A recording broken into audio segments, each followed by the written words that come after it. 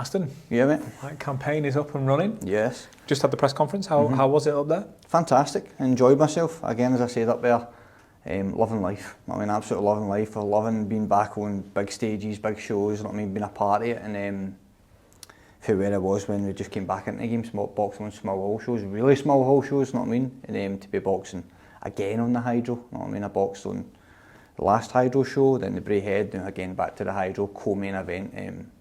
So life is good. Life is good. You're fighting Sam Gilly. Yep. 9 KOs from 18 wins, only 2 losses, never been stopped. He's a pretty good opponent. Yes. My best opponent to date, definitely. You know what I mean? He's coming up for obviously 154 to 160, his first fight at 160. But again, Sam is got a very fan-friendly style.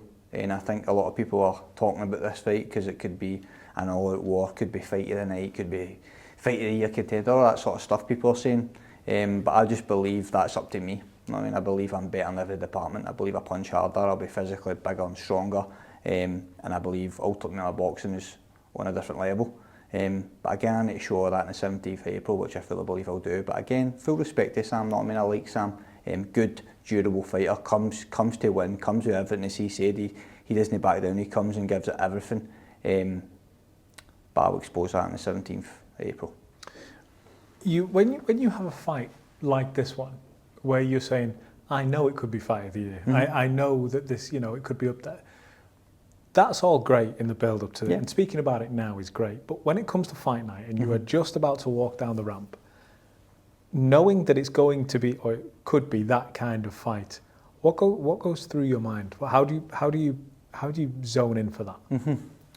I just think you need to believe in yourself, and you need to believe all that hard work you've done, and because it's a 10-round fight, so it could go 10 rounds, a complete war. Any fight can go like that. You just need to believe that you're ready and you're prepared, and you've prepared yourself all these last 8 to 10 weeks. You know what I mean? To be in that, if that arises, you know what I mean, that comes out and it's a full-out war, you've prepared yourself right for that. And I'm always prepared. You know what I mean?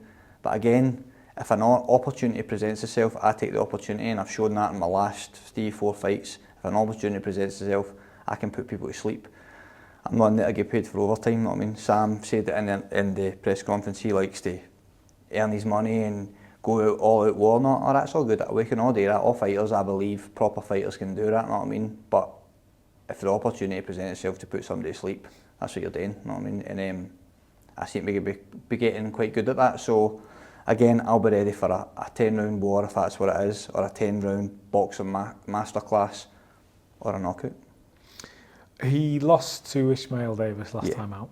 Did you watch that fight? Yep. Did you learn anything from that fight? Yeah, I've seen a couple of Sam's fights, because again, as I said, I was a fan, but I did watch the Ishmael fight. That was a very back and forth fight as well. It was probably he had to go, you know what I mean? And I think, in my honest opinion, Sam obviously he didn't agree with the decision. I think Ishmael just nicked it, you know what I mean? Maybe with 1 or 2 rounds, probably just been a bit cuter at times.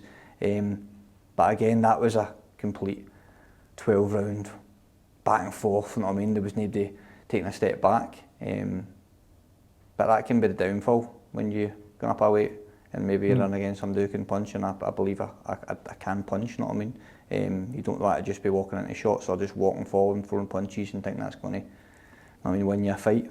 But he's a good fighter, he's durable, you know what I mean? He's fit, he's strong, and I show him a lot of respect because, again, as I said, I know his background story from his struggles himself and that, so I always respect that outside the boxing. But when it comes to fight night, it's my time. He's number 3 in the UK, you're number 8. Is this a step towards a British title shot? I think so. Again, that's the fight, before this fight even get made, I was shouting to fight George Laudard for the British title, but obviously they went in a different direction, which is absolutely fine. And then this Sam Gilly get presented to me, obviously coming up to 160, and I said yes straight away because, again, he's got a fan-friendly style and it's a great opponent for myself, not mean to just keep stepping up. This is for the WB international title, which I believe gives you some sort of world ranking, you know what I mean? So I believe if I win this, then you never know what's just around the corner. Could be the British title, could be something bigger, who knows, you know what I mean? But fully focused on the 17th of April.